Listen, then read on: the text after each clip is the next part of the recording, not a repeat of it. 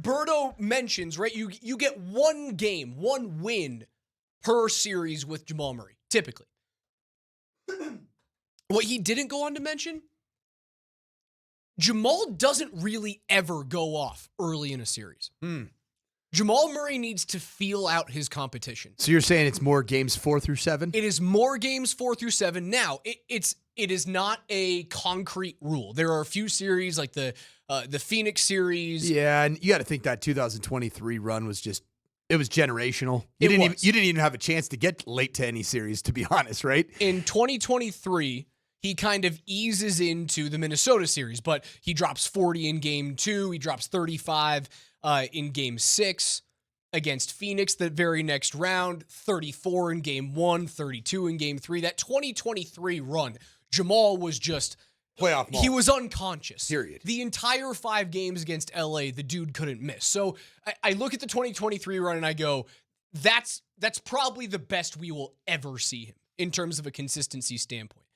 More often than not, though, he needs to wade into the waters. You mentioned that no one jumped into the pool in game 2.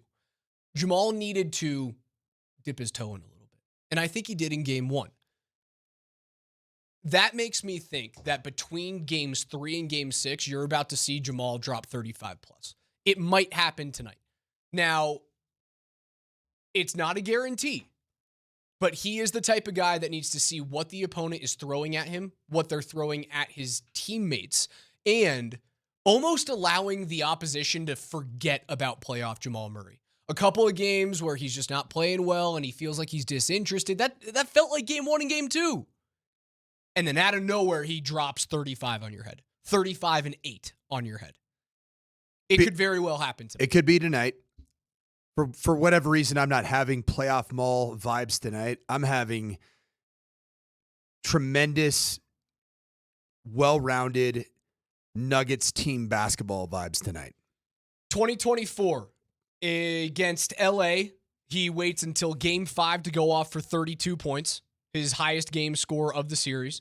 Round 2 against Minnesota, he puts up 24 in game 3, but I wouldn't call that a playoff Jamal game. That's what you should do as the number 2 player on the roster. Game 7, you lose, but Jamal's pretty good. Yep. Like 35 points. Yep.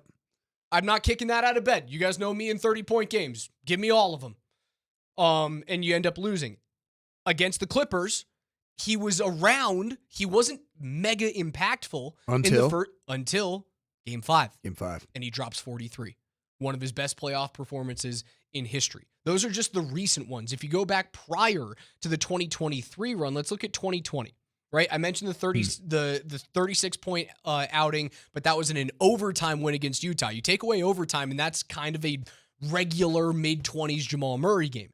He drops back-to-back-to-back 40-point games. 50, 42, and 50. Right in the middle of the series. In a loss and 2 wins against Utah, you end up winning that series in 7 games and moving on. He has to wait until game 7 in the bubble, right? Against LA to drop his first 40-burger in that series, in his third among the playoff run. He's a guy that waits, dude. You can't expect him to come off game 1 or game 2 and be ready to go. He is this weird, trapdoor spider, assassin lurking in the night.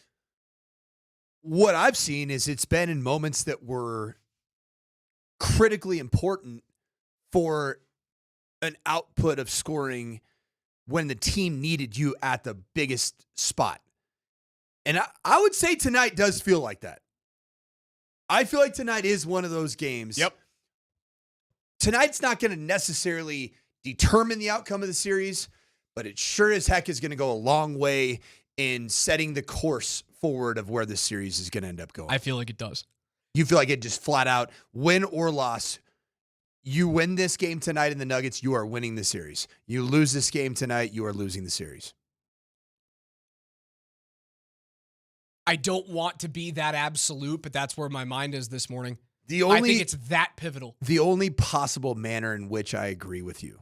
It feels like the Dallas-Colorado series right now, man. You have to find a way to get ahead.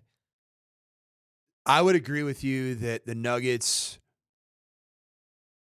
are cooked for this series if game 2 repeats itself tonight in Ball Arena. Then you're like, oh boy. All the things that Raj was telling me in the last 3 months about OKC and being the juggernaut of a basketball team. Yeah, that's real. And the style is making the fight. And hey, guess what? This isn't the Oklahoma City Thunder team from the last 2 or 3 years where they're youngsters figuring their way, finding their way as an NBA championship contending team. I have my doubts about OKC.